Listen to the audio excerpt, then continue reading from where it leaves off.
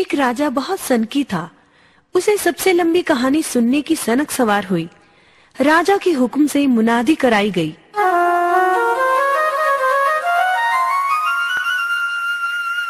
सुनो सुनो सुनो, सुनो सुनो सुनो, महाराज धीराज का हुक्म है कि जो उसे सबसे लंबी कहानी सुनाएगा उसे रामगढ़ की जागीर तथा एक मुंह मांगा इनाम दिया जाएगा। मगर जिसकी कहानी लंबी ना हुई उसे कारावास में भी डाल दिया जाएगा। सुनो सुनो सुनो, सुनो सुनो सुनो। यह सुनकर दूर दूर से कहानीकार आए, परंतु राजा को संतुष्ट न कर पाए। कहानियां तो लंबी थीं, परंतु राजा सोचता, कहानी तो सुन ली है, अब व्यर्थ में जागीर क्यों दूं? धीरे धीरे बहुत से कहानीकार कारावास में बंद कर दिए गए। एक कहानीकार के नौजवान बेटे को अपने पिता का कारावास में बंद होना बहुत खला। उसने राजा को सबक सिखाने का मन बना लिया और जा पहुंचा राज दरबार कहानी सुनाने के लिए। बोला, महाराज, एक किसान का बहुत बड़ा खेत था। उसने ज्वार बो रखी थी। पास ही एक पेड़ पर ढेरों चिड़ियों का झुंड रहता था।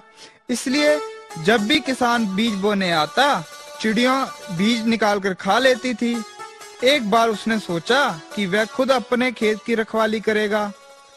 चिड़िया भी कौन सी हार मानने वाली थी। उन्होंने भी योजना बनाई, बस काम आसान हो गया। एक चिड़िया आई, खेत में से बीज का दाना चुगा और हो गई फुर। फिर एक चिड़िया आई और दाना चुगा और हो गई फुर। और फिर एक और चिड़िया आई, दाना चुगा और हो गई फुर। फिर एक और दाना चुगा और हो गई फुर। राजा बोला, फिर क्या हुआ? होना क्या था जी? फिर एक चिड़िया आई, दाना चुगा और फुर। फिर आगे क्या हुआ? महाराज, चिड़िया आई, दाना चुगा, फुर। ठीक है भाई, अब आगे भी तो बोलो। वही तो कह रहा हूँ महाराज, चिड़िया आई, दाना चुगा और फुर।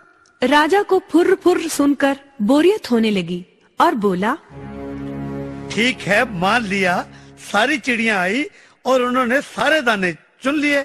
अब आगे भी तो बोलो। ऐसे कैसे चुग लिए महाराज? एक एक चिड़िया आएगी, एक एक दाना चुगेगी, सभी दाने खत्म होंगे, तभी तो कहानी आगे चलेगी। एक चिड़िया आई, दाना चुगा और फुर्र। राजा समझ गया कि आज शेर को सवा शेर मिला है। ये कहानी तो कभी खत्म ही नहीं हो सकती। इसे दंड कैसे दूं?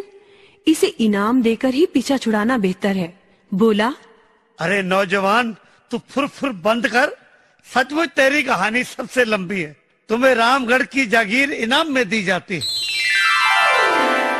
परंतु महाराज, मेरा मुंह मांगा इनाम। हाँ हाँ, वो भी बोलो, तुम्हें क्या चाहिए? मेरा इनाम यही है कि आप सभी बंद कहानीकारों को छोड़ दें। बिना बात किसी को सताना अच्छी बात थोड़ी ही है। इससे राजलक्ष्मी नाराज हो जाती है और देश और राजा दोनों ही नष्ट हो जाते हैं।